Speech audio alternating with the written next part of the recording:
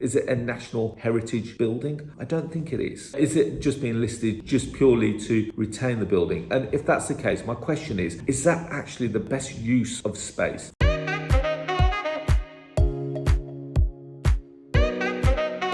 Hi guys, it's Arsh, and in today's video we're going to be talking about a controversial topic, which is about a property that's recently been demolished. We're going to be talking about the Crooked House public house, which is in the West Midlands, and we're going to be going through the accounts of what's happened and, more importantly, the actions resulting that. Now, I've got to apologise beforehand because I may share some views that may not be favourable according to some of you guys. So, it'd be great to hear your views in the comments below. Now, before we do that, I want to just remind you that this channel is sponsored by the Property Investor app, which is the UK's first property investment platform, which showcases all kinds of deals all over the UK. Whether it's a below market value deal, a rent to rent deal, a lease option deal, a commercial deal, we've got them all there. Now, there are two ways to get involved. You can either go to the website, which is propertyinvestorapp.co.uk, or if you've got a smartphone, go to the App Store, type in Property Investor and download it from there. So let's get started. First of all, I've got to apologise again because I've got lots of notes that I've made on this topic because there's a lot of press around it. And if you haven't heard about it, basically the Crooked House is a public house in the West Midlands that is a 260-year-old building which was originally built in approximately 1830, and it's called the Crooked House because it is that. It's a building which has massive subsidence. It was built on a piece of land that historically has mine shafts, and over a period of time it has sunk, and as it stood at its last sighting, it was actually stood at a 16-degree wonk of subsidence. Now that's absolutely crazy, 16 degrees. One of the fascinations with it is that when you're actually going into it, actually felt that when you're going into it, actually felt like you're looking up a minor hill. And it was owned by Marston's Brewery until they actually sold it last month in July 2023. Now again, a lot of the things that I'm mentioning here are from sources that I've read online, so if some are incorrect, I do apologise. Now the building was owned by Marston's Brewery, which is a massive brewery company across the UK, and as you know, that a lot of pubs are closing down and have been closing down for a number of years, and it could be that they're not efficient, it could be that there could be better uses, and we've found that lots of property developers have bought sites off breweries and utilised them for redevelopment. So as you know, a pub generally will sit on quite a large piece of land which would have incorporated the car park of the pub, and what we found here is that this building was actually purchased by a property company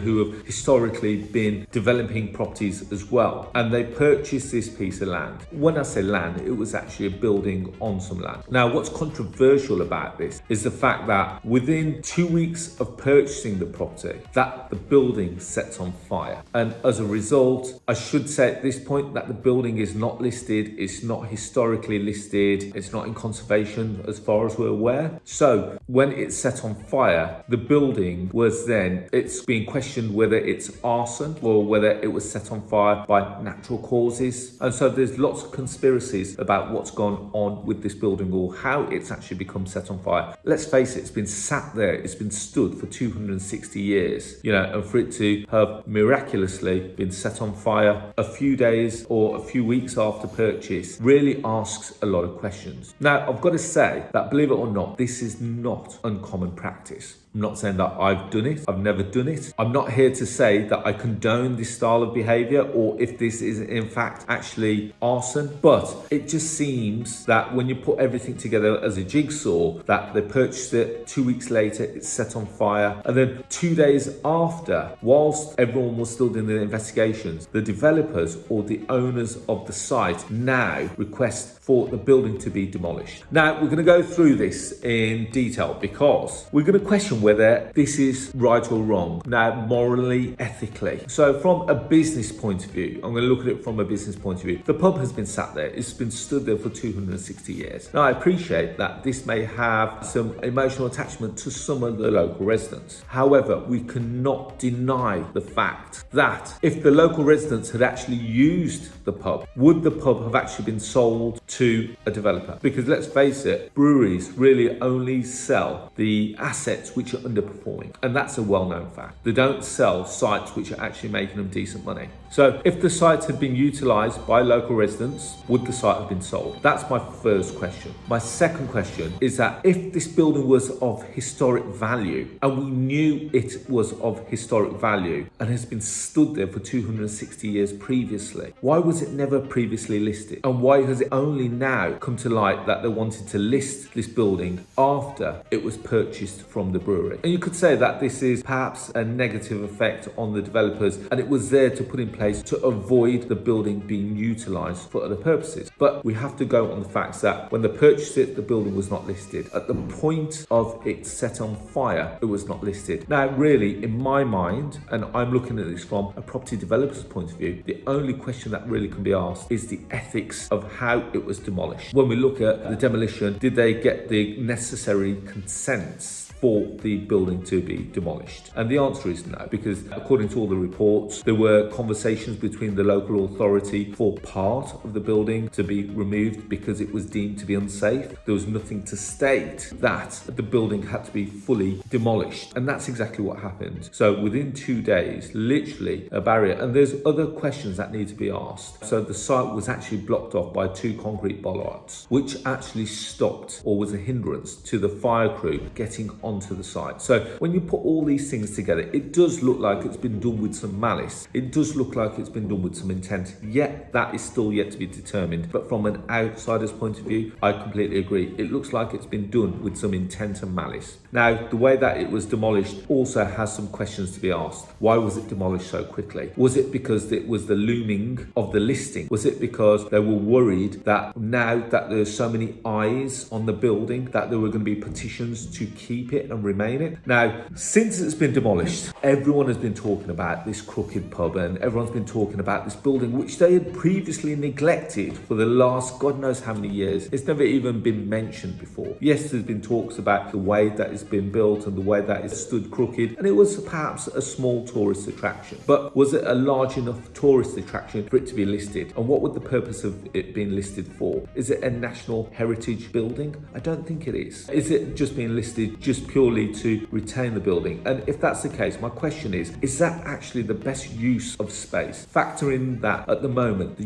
UK, we are a small island. As part of being a small island, we only have a limited amount of space that we can build on. Now, we all know that we're in a shortage of housing. So if this site can accommodate more housing, and I'm not saying that it was going to be used for housing because there's no planning permission as far as I'm aware, or I've not seen any drawings to state that it's going to be used for housing, but if it was to be used for housing, how many units could it have accommodated, and what would that have done for the local community? Would that have brought more people into the community? Would that have brought more money into the local economy? Would it have brought more jobs into the local economy? So these are all the things that I kind of ask when I'm looking at a developer. What positive impact will it have on the local community? Now, as a result of the fire, as a result of the demolition, now people are saying, well, in actual fact, let's get it rebuilt. And I keep asking myself the question, what's the purpose of having it rebuilt? Is it just purely to penalise the person that owned the site? Is it just purely to penalise their actions as to how they demolished the building and on what they've done thereafter? Because if that's the case, there are far better ways to penalise a developer. I'm trying to look at this to give us a balanced view. So when you develop something, there's obviously a Section 106 levy, which is a charge that the council can put on a site to ensure that you pay towards a contribution towards local amenities. So it could be communal space, it could be towards a local park, whatever it may be. So you could perhaps put a levy on the site, which in essence, it could be treated as a penalty. Now, if they're looking to rebuild it brick by brick, I generally don't get it, because if they weren't using the pub before it was set on fire, is people then going to miraculously come and start using this pub? And if so, how long for? And then if they're going to try and list the building, again, I don't understand the purpose of doing that, because again, if it was such a great heritage and if it was such of great significance to the area, why was it not done 260 years prior? Why was it not done whilst the brewery owned it?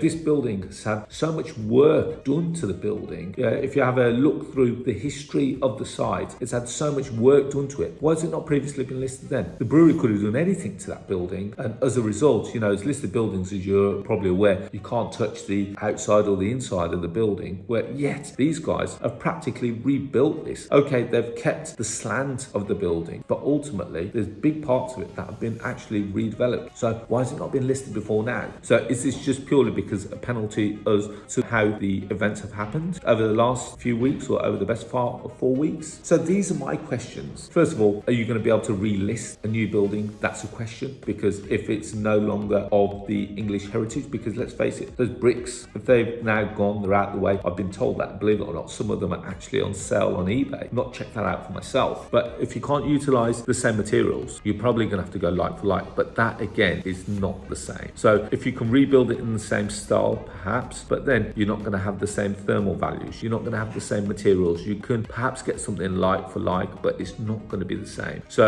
are we now just penalizing someone? And there are, like I said, there are better ways to penalize than this. So that's kind of my thoughts on it. It's a shame. Well, when I say it's a shame, we sometimes kind of find a way of trying to keep something after it's gone. But if we'd utilized it whilst it was there, would this ever have been an issue? And again, there's lots of petitions. If you have a look online, there's lots of petitions. There's one petition where 15,000 people have signed to say that they want it built back brick by brick. But if this was their house, if this was their development, would they actually be signing that petition themselves? No, they wouldn't. They're only doing it because they've jumped on a bandwagon because they think, oh, okay, this has happened. Perhaps my friend signed it. I also need to sign it too. So I don't think those petitions can be utilized correctly. There's questions about whether they should relist it. And again, I don't think, I'm not sure whether there's any precedence that allows them to do that. Yes, there are lots of things that you can take the developer to court for, whether it's arson. If it's arson, then naturally that's a legal case within itself. Then off the top of that, if the council want to penalise the company for demolishing it without getting the correct consent, again, there's another thing for that. But ultimately, you have to look at this building now. It's no longer there. It's now a development site. Can you really list that? I just don't think it's the correct thing to do personally. So there's my views on it. Hopefully you've kind of enjoyed that. It's probably not going to go with a large majority of people who have probably just jumped on the bandwagon that, oh, we had an old pub, it's set on fire. But believe it or not, this is not the first time that this has happened in the UK. This happens quite common. This is actually quite common in the property development world, whether they mention it or not. Believe it or not, when they purchase a building and local authorities don't give consent, some developers or some buildings will miraculously disappear or they will be set on fire. Now, I can give you examples, whereas in Wolverhampton, where the local authority have not gave planning permission. Now, ultimately, what's happened, or they've wanted to locally list the building. Now, what's happened is that building didn't get set on fire. However, what happened is that building then sat there and decayed for a further 30 years. And I can imagine that was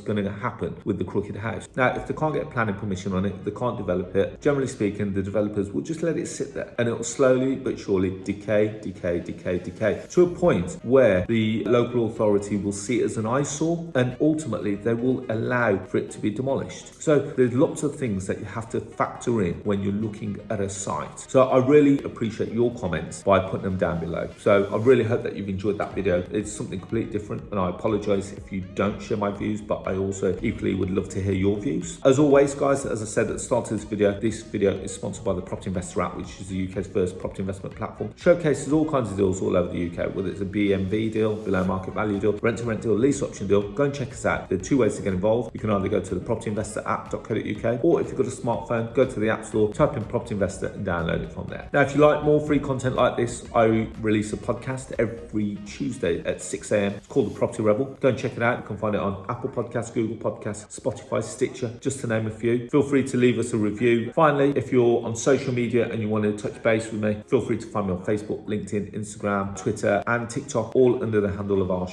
Hopefully you enjoyed it, and I look forward to speaking to you all very soon. Thank you, and bye-bye.